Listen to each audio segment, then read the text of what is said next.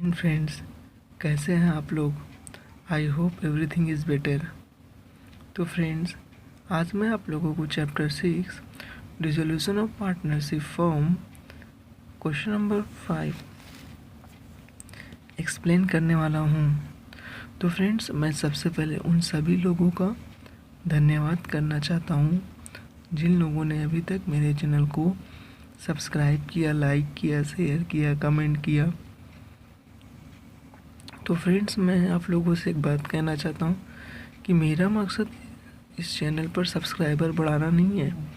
मेरा मकसद है कि जिन लोगों को अकाउंट समझ में नहीं आता है उन लोगों को अकाउंट्स ईजीली, आसानी से और सरल भाषा में कैसे समझाया जाए। इसलिए आप ज़्यादा से ज़्यादा वीडियो को देखिए और समझिए और अकाउंट्स करने की कोशिश कीजिए। तो चलिए फ्रेंड्स, मेरे साथ यानी आपके अपने चैनल के साथ टोटल अकाउंटिंग के साथ क्वेश्चन नंबर 5 स्टार्ट करते हैं। तो फ्रेंड्स, यहाँ पर मैं आप सभी लोगों को बताने वाला हूँ कि किस प्रकार से क्वेश्चन नंबर 5 में लायबिलिटीज़ की पोस्टिंग करेंगे और एडजस्टमेंट्स को, एडिशनल इन्फॉर्मेशन मतलब एडजस्टमेंट्स को सेटल करेंगे। इट मीन्स ट्रांसफ़र करेंगे और एडजस्ट करेंगे। चलिए फिर तो फिर स्टार्ट करते हैं friends. Question number 5, Sita and Gita are partners in the firm sharing profits and losses in the ratio of 4:1। तो friends, question number 5, Sita and Gita are partners in the firm sharing profits and losses in the ratio of 4:1। ये information हमारे लिए बहुत ही important information है friends. तो सबसे पहले हम इस इन्फॉर्मेशन को क्या कर लेंगे, अंडरलाइन कर लेंगे पेंसिल से। They decided to dissolve the partnership on 31 March 2020 on which date their balance sheet stood as follows. तो फ्रेंड्स, इस प्रश्न का मतलब मैं आप लोगों को एक बार समझा देता हूँ। सीता और गीता आर पार्टनर्स, सीता और गीता दोनों क्या है, पार्टनर्स हैं। कहाँ पर? एक फर्म में। और वे दोनों आपस में प्रॉफिट्स और लॉस को 4:1 मतलब 4+1 मतलब कि 5 रुपये में से 4 रुपये सीता लेती हैं जो भी प्रॉफिट होगा या फिर लॉस होगा, और 5 रुपये में से 1 रुपया गीता लेती है जो भी प्रॉफिट होगा या फिर लॉस होगा। They decided to dissolve the partnership on 31 March 2020। ये दोनों ने आपस में डिसाइड किया कि पार्टनरशिप को डिसॉल्व करना है। डिसॉल्व मीन्स वाइंड अप करना है, क्लोज डाउन करना है, शटर डाउन करना है, बिजनेस को बंद करना है। कभी 31 मार्च 2020 ऑन विच डेट, और उसी दिन their balance sheet stood as follows. उनका बैलेंस शीट नीचे दिया गया है, तो उसको समझने की कोशिश करते हैं। Balance sheets as on 31 March 2020। तो friends liabilities always shows credit balance, इसलिए इसके ऊपर हम लोग लिख लेंगे CR। Assets always shows debit balance, इसलिए फ्रेंड्स इसके ऊपर हम लोग लिख लेंगे DR। तो फ्रेंड्स, बैलेंस शीट होता क्या है? Balance sheet it is a statement, balance sheet is a statement showing financial position of the business. It includes assets and liabilities. Assets always shows debit balance and liabilities always shows credit balance। तो ये balance sheet का मतलब होता है liabilities. तो friends, देखते हैं balance sheet का यहाँ पर वन इफेक्ट आएगा। तो देख लेते हैं कौन कौन सा कंटेंट कहाँ कहाँ पर हमें ट्रांसफ़र करना है। कैपिटल अकाउंट पार्टनर्स के कैपिटल अकाउंट में जाएगा, क्रेडिट साइड में, क्योंकि liabilities always shows credit balance, और लिखेंगे बाय बैलेंस ब्रॉट डाउन। तो फ्रेंड्स हम लोग कैपिटल अकाउंट के सामने लिख सकते हैं PCC partners capital account credit side, PCC PC credit तो लिखा ही है, लिखने की जरूरत नहीं है। पार्टनर्स कैपिटल क्रेडिट साइड में बाय बैलेंस ब्रॉट डाउन हम लोग लिखते हैं, क्योंकि उसके लिए पार्टनर्स कैपिटल अकाउंट के लिए ओपनिंग बैलेंस होता है, सन्ड्री क्रेडिटर्स और बैंक लोन। तो फ्रेंड्स मैं आप लोग को यहाँ बताना चाहूँगा ये पार्टनर्स का लोन नहीं है, ये बैंक लोन है, मतलब बिजनेस की लायबिलिटी है। ये दोनों बिजनेस की लायबिलिटी है, थर्ड पार्टी लायबिलिटी है।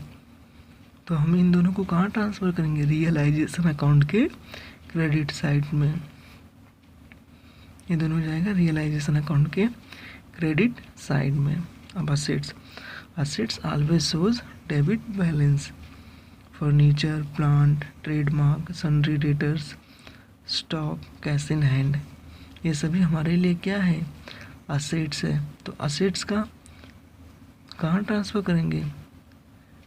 रियलाइजेशन अकाउंट के डेबिट साइड में। और लेस आरडीडी ये हमारे लिए क्या है? कंटिंजेंट लायबिलिटी है, फ्यूचर में होने वाली लायबिलिटी है। तो ये कितना है? 3000। हम इसको कहाँ ट्रांसफ़र करेंगे? इसको हम ट्रांसफ़र करेंगे रियलाइजेशन अकाउंट के क्रेडिट साइड में। एडवर्टीजमेंट, सॉरी फ्रेंड्स, यहाँ पर furniture, plant, trademark, sundry debtors, stock, ये हमारे लिए क्या है? ये हमारे लिए है असेट्स। और एडवर्टीजमेंट, सस्पेंस, एक नया दे दिया, ये भी हमारे लिए असेट्स ही है। इन सभी के ट्रांसफ़र हम लोग करेंगे रियलाइजेशन अकाउंट के debit side. Cash in hand के लिए एक अलग से अकाउंट बनाएंगे, कैश अकाउंट, और बैलेंस लिखेंगे डेबिट साइड। कैश अकाउंट में लिखेंगे debit side balance to balance brought down, और ये सभी हमारे लिए एसेट्स हैं।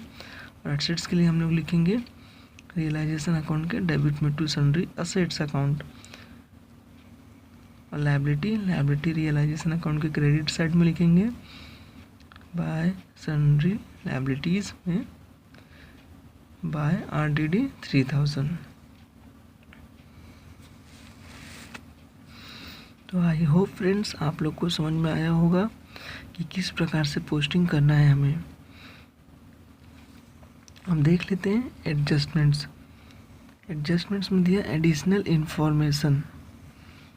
First, plant and stock taken over by Sita ₹78,000 and 22,000 respectively.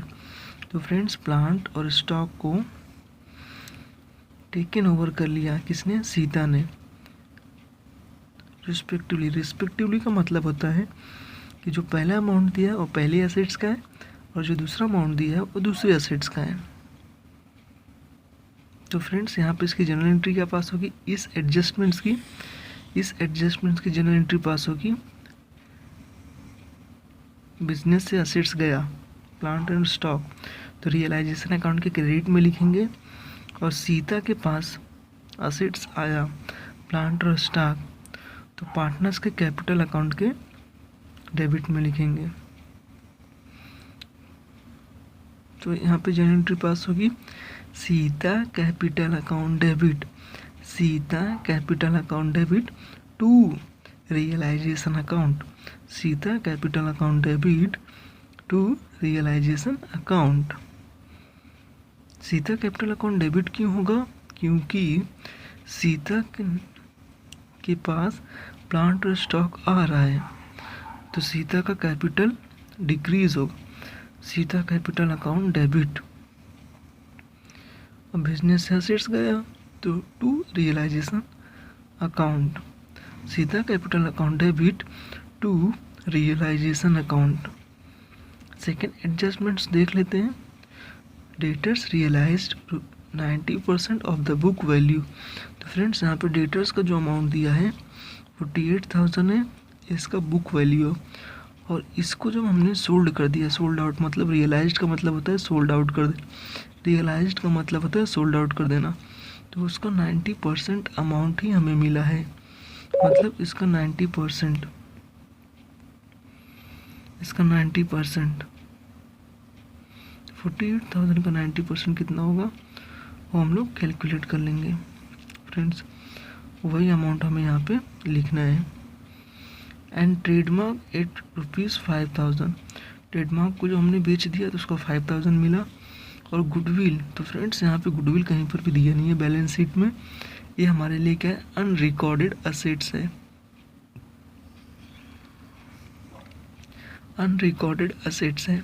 और अनरिकॉर्डेड असेट्स हैं और हमने उसको बेच दिया तो 27,000 रुपीज़ हमें मिला।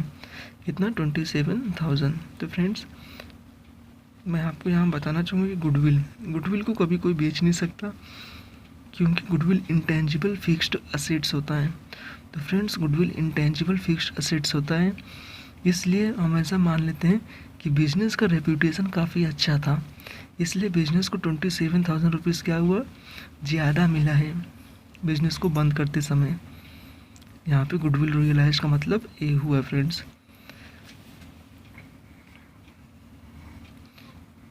तो फ्रेंड्स मैं आप लोग को बताना चाहूँगा कि गुडविल होता क्या है। Goodwill it is an intangible fixed assets.